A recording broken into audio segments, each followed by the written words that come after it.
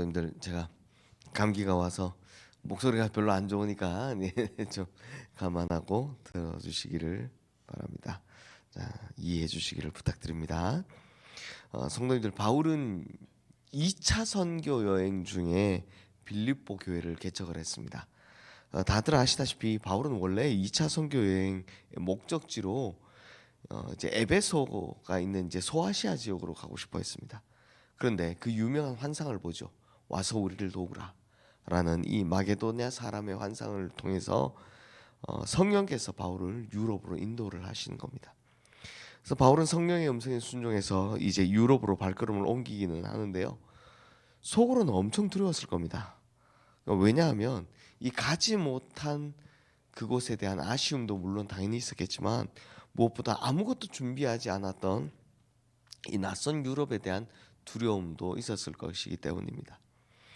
그렇게 유럽에 첫 발을 내디뎠을 때 바울이 처음 만난 도시가 어디였냐? 바로 빌립보였습니다.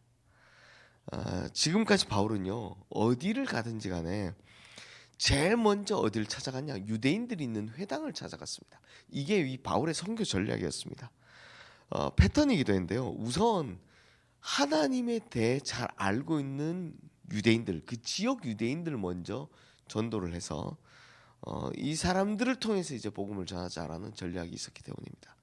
근데 문제는 빌립보에 가보니까 회당이 없는 겁니다. 왜요? 이 유럽이다 보니까 유대인들이 빌립보에는 아무도 안 사는 겁니다. 그래서 바울이 이번에는 어디서 복음을 전할까 하고 살펴보다가 이 강가에 여인들이 몰려 있는 걸 발견하고는 그곳에 가서 이 여인들에게 복음을 전합니다. 그런데 그 여인들 가운데 누가 있었느냐? 바로 두아디아라 성의 자색 옷감, 옛날 성경에 자주장사라고 나오는데요. 자색 옷감을 파는 여인이었던 루디아가 있었던 겁니다. 근데 루디아가 바울을 통해 복음을 영접한 겁니다. 근데 이 루디아가요, 진짜 큰 장사를 하는 여인이었습니다. 그래서 그녀의 집에 교회가 세워지고 그녀를 중심으로 빌립보 교회가 부흥하기 시작한 거죠. 그 후로부터 빌립보 교회는 바울의 아주 든든한 후원자가 되어줍니다. 기도의 동력자도 되어주고요. 그래서 바울은 이후에 어디를 가든지 무엇을 하든지 간에 빌립보 교인들과 소통하고 이 사랑의 교제를 나누는데요. 근데 이 빌립보 교인들이 지금 바울이 로마의 감옥에 구금된 상태로 있다라는 걸 사실을 알게 됐습니다. 그래서 에바브로디도를 보내서 선교에 필요한 물건과 특별 헌금을 보내준 겁니다.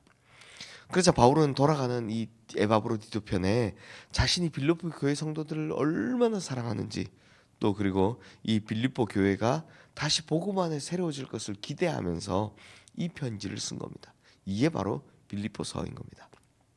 자, 제가 설명드린 이 배경을 잘 기억하시면서 빌립보서를 보시면 되는데요. 먼저 3절 4절 말씀 우리 함께 읽겠습니다.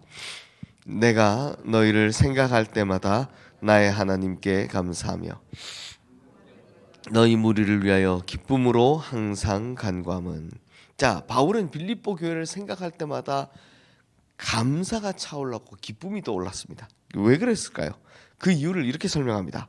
5절 말씀 함께 읽겠습니다. 너희가 첫날부터 이제까지 복음을 위한 일에 참여하고 있기 때문이라.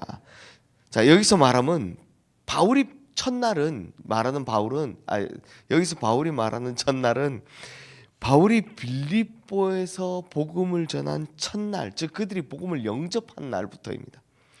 빌립보 교회 성도들이 그때부터 지금까지 복음을 위한 일에 흔들림 없이 참여하고 있기 때문에 바울이 보기에는 감사와 기쁨이 넘친다라고 표현하고 있는 겁니다.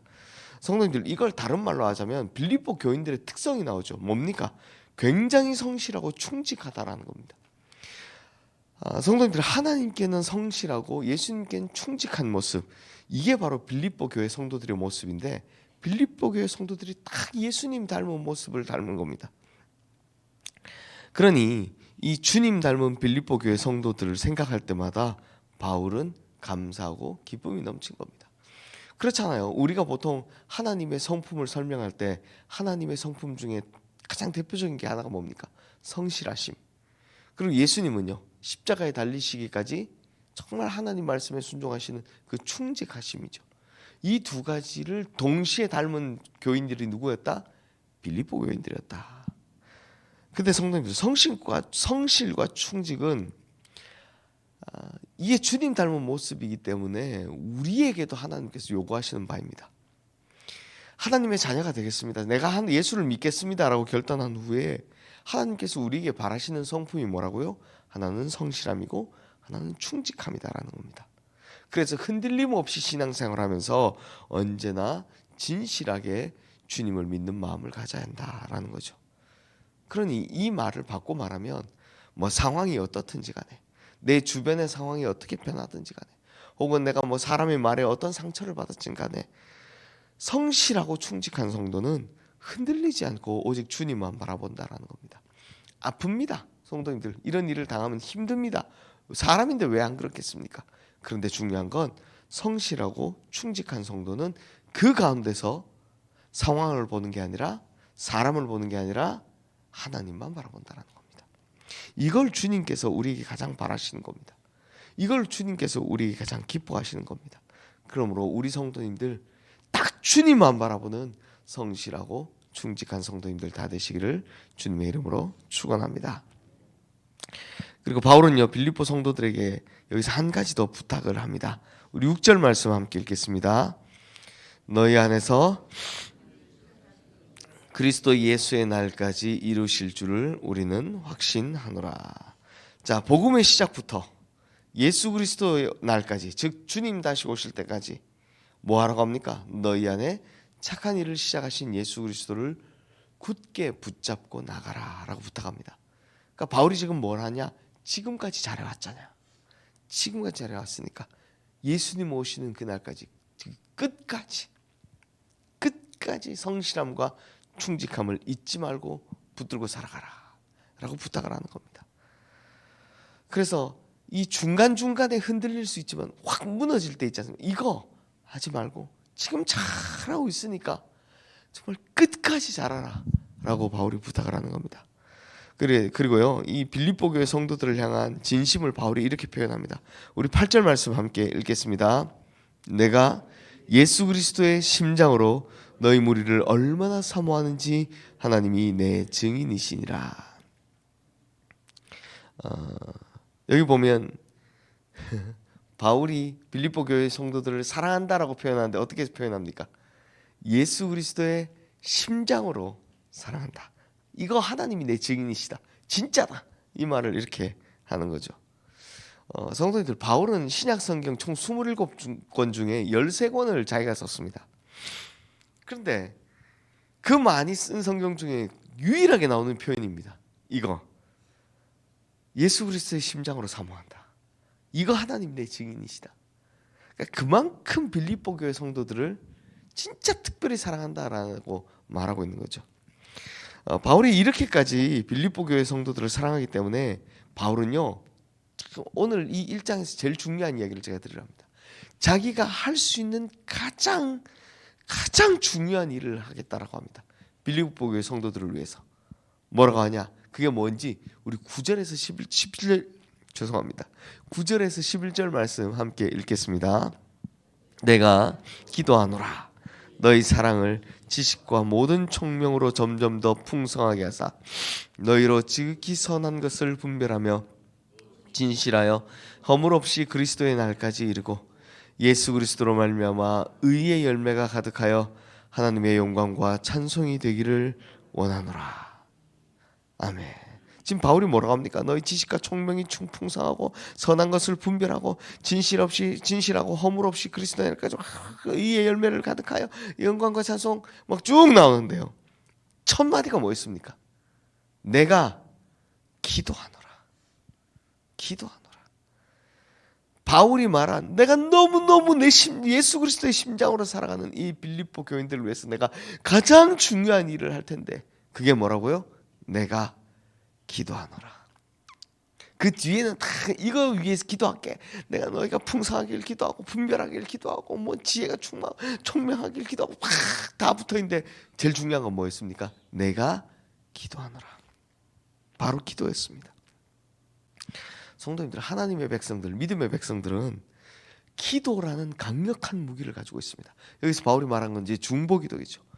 기도라는 강력한 무기를 가지고 있습니다. 그러므로 내가 가장 사랑하는 일을 위해서 우리가 할 수 있는 가장 최선은 뭐입니까? 기도인 겁니다. 기도. 가끔 이제 우리 연세 많으신 어르신들이 이제 은퇴하시거나 이러시면 저한테 이렇게 이야기를 하세요. 목사님, 전 이제 교회를 위해 할 수 있는 게 기도밖에 없습니다. 이렇게 말씀하시거든요. 특히 나이 드신 분들이 그렇게 말씀하시거든요. 그런데요, 그게 제일 중요한 일을 하는 겁니다. 기도밖에 없습니다가 아니라 제일 중요한 일을 하시는 겁니다. 기도해 주셔야 됩니다. 물론 누군가는 열정을 가지고 이곳저곳에서 봉사해야 되고, 또 누군가는 또 뭐 이렇게 헌금도 하셔야 되고 하시죠. 그래야 교회가 돌아갑니다. 맞습니다. 그런데 기도는 교회의 뿌리와 같은 겁니다. 그래서 바울도 예수 그리스도의 심장으로 사랑하는 빌립보 교회 성도들을 위해서 자신이 할 수 있는 최고의 사역, 뭐 갈 수가 없잖아요. 자기가 가서 뭐 말씀을 전하고 이런 거 할 수 없으니까, 떨어져 있으니까 지금 자기가 할 수 있는 최고의 사역을 하겠다. 뭡니까? 기도를 통해 그 교회를 든든하게 세워가겠다라고 이야기하는 겁니다. 그러므로 성도님들, 우리도 이 생각의 전환이 필요합니다. 내가 사랑하는 이들을 위해서 뭘 해줄 수 있을까? 내가 사랑하는 교회를 위해서 뭘 할 수 있을까? 뭐 내가 사랑하는 목사님을 위해서 뭘 할 수 있을까? 물질은 쓰고 나면 다 사라집니다. 그렇죠? 먹을거리도 먹고 나면 다 사라집니다. 그렇죠? 그런데 사라지지 않는 게 있습니다. 뭡니까? 기도입니다. 기도는 사라지지 않습니다. 하나님께서 기억하십니다. 지난 주일날 제가 설교했듯이 하나님이 기억하시기 때문입니다. 그러므로 진심을 담은 기도, 성도들을 위해서 뜨겁게 드린 기도, 이건 하나님께서 받으신다라는 겁니다. 반드시. 그래서 제가 사랑하는 자녀들이 예수 믿지 않을 때 이거 어떻게 하면 좋을까라고 고민하시는 우리 성도님들에게 늘 기도하면 언젠가 응답받는다라고 말씀을 드리는 겁니다. 그러므로 우리 성도님들, 정말 사랑하는 이들을 위해서, 사랑하는 교회를 위해서 간절한 마음을 담아서 기도의 수고를 마다하지 않으시는 우리 성도님들 되시기를 주님의 이름으로 축원합니다. 또 특히 우리 연세 드신 분들, 아이고 이젠 내가 뭘 할까 고민하시 마시고 기도로 우리 교회를 세워가 주시기를 주님의 이름으로 축원합니다. 자, 이 시간 오늘 주신 말씀 기억하며 우리 함께 기도하겠습니다.